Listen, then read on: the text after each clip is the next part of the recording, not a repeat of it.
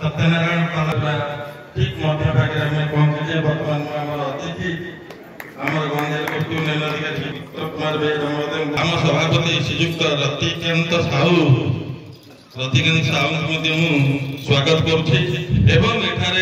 आम कर्मकर्ता आमर सर्वोदय गुरुजन गोविंद दादा दंडधर सारे मनोरंजन साहू उल्लास साहू मलय साहू मान चित्तरंजन गणर एवं अन्य कर्मकर्ता समस्त निमंत्रण करुच्चारण करूना आम चित्तपुर कर्ता ग्राम पंचायत अंतर्गत यह आंचलिक सत्यनारायण बादीवाला जो अनुष्ठान आज चतुर्थ वर्ष पदार्पण कर सबुठ श्रेष्ठ संपत्ति आपण निरविच्छिन्न भाव आप शांति शृंखला सहित आप रसपान कर शांति शृंखला सहित आप धैर्य बसी रोचे। तेणु आम अनुष्ठान तरफ प्रथम मु श्रोता मंडली को अंतर अभिनंदन प्रदेश कृतज्ञता और धन्यवाद ज्ञापन करुच्छे।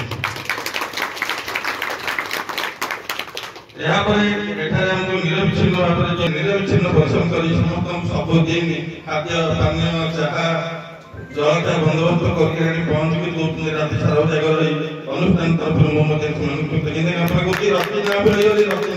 उच्चारण करुच्छे। दया भाई आम अन्यतम द्वितीय स्तपक उद्यापनी गायक मत मनस्मृतिकर खूब शीघ्र आसी पहुंचा अनुरोध कर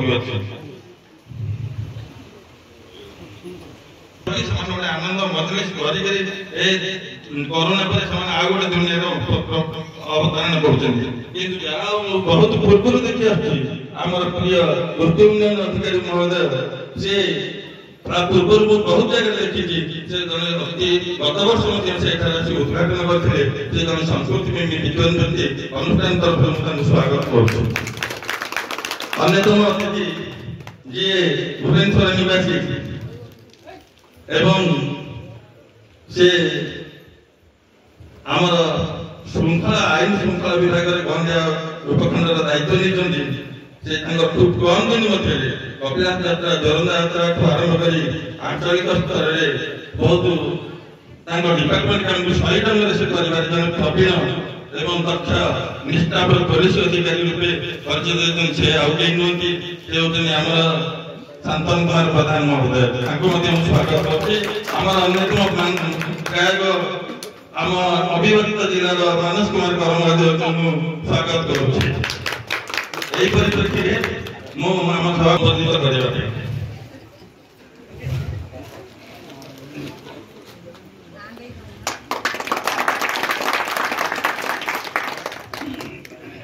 बर्तमान मु सुब्रत कुमार साहू पूर्ण भाई को निवेदन रखुच्छी गंदिया आईएएस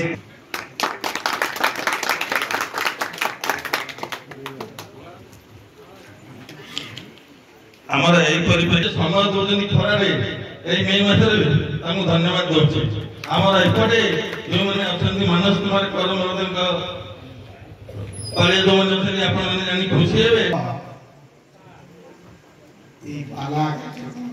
उद्यापनी दिवस उपस्थित मंचासीन दुई गायक बंधु साथी कलाकार मैंने उपस्थित पाला कमिटर सदस्य मंच सम्मुख उपस्थित संस्कृति प्रेमी पाला प्रेमी माँ भौणी गुरुजन भाई मैंने समय समय भी मात्र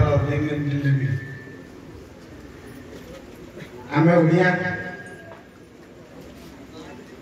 निजे जो निजक ओडिया बोली परिचय कोट दवा पड़े निजक बहुत गर्व अनुभव ये 12 मासरे 13 पर्व सब ये लगे नुआ धान बिल फसल पवन भी ये मन छुए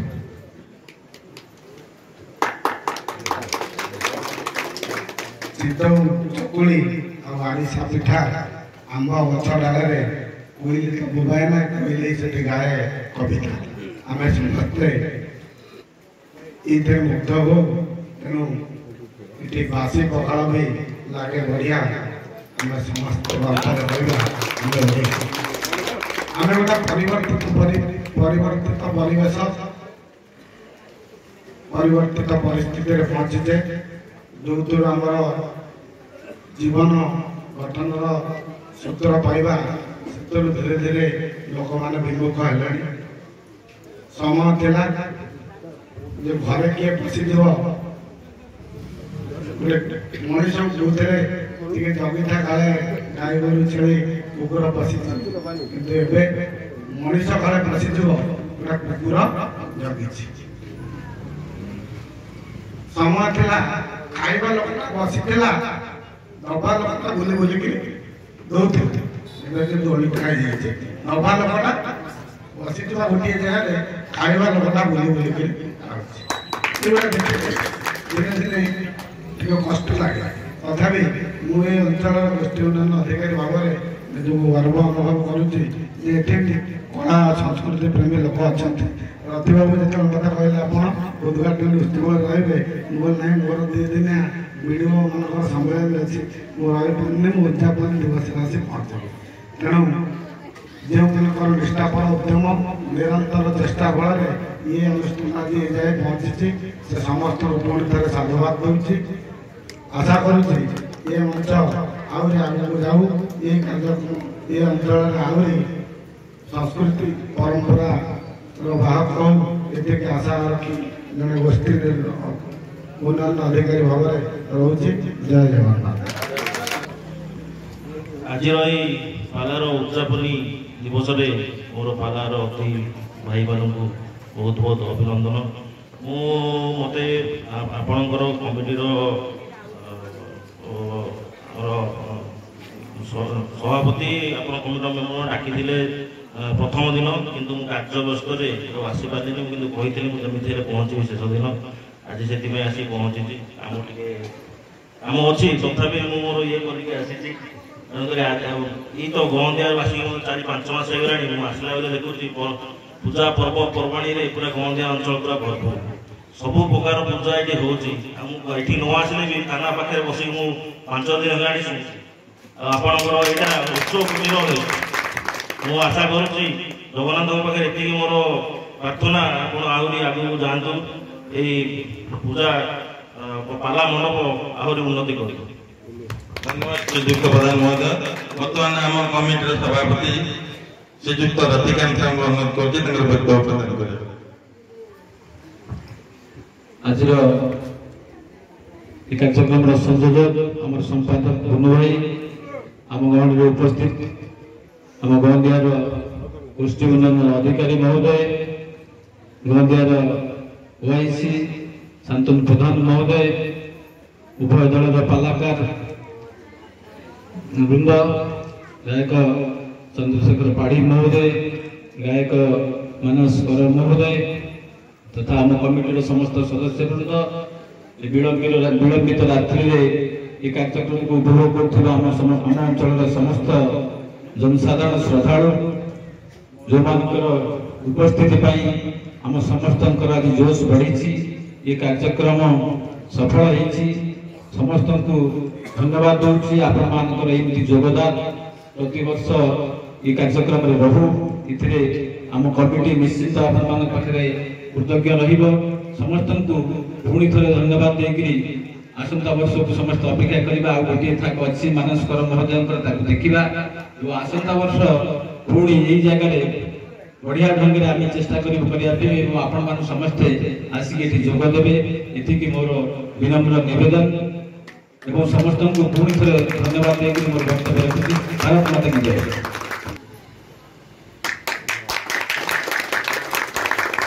ବର୍ତ୍ତମାନ ମୁଁ ଅନୁମତି କରୁଛି ଆମର ପାଲା ଗାୟକ ବିଧିଗତ ମାନସ କୁମାର କର ମହୋଦୟଙ୍କୁ ସମ୍ମାନିତ କରିବା ପାଇଁ। ବର୍ତ୍ତମାନ ମୁଁ ଆମ ଅନୁଷ୍ଠାନ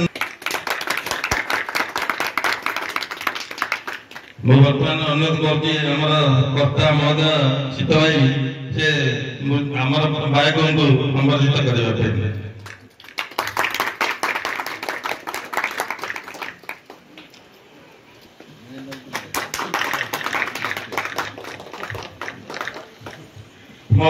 रमेश भाई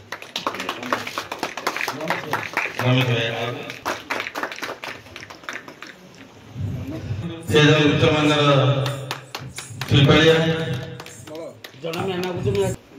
से बहुत पुराना कलाकार से जहाँ देह असुस्थ सत्वे आसूँ बहुत धन्यवाद माला कुमार साहब अनुरोध करছি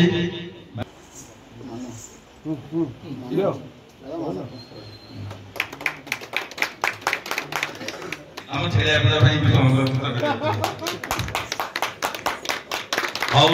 पिला सहकारे आम मानकर ये संवर्धन कार्य जोटा कि आपण मान कष्ट तथापि धैर्यर सह अपेक्षा रही आम अनुष्ठान तरफ कृतज्ञता ज्ञापन करूँ अतिथि मान धन्यवाद ज्ञापन करूँ कलाकार मान माटी तरफ आम कृतज्ञता ज्ञापन करूँ धन्यवाद।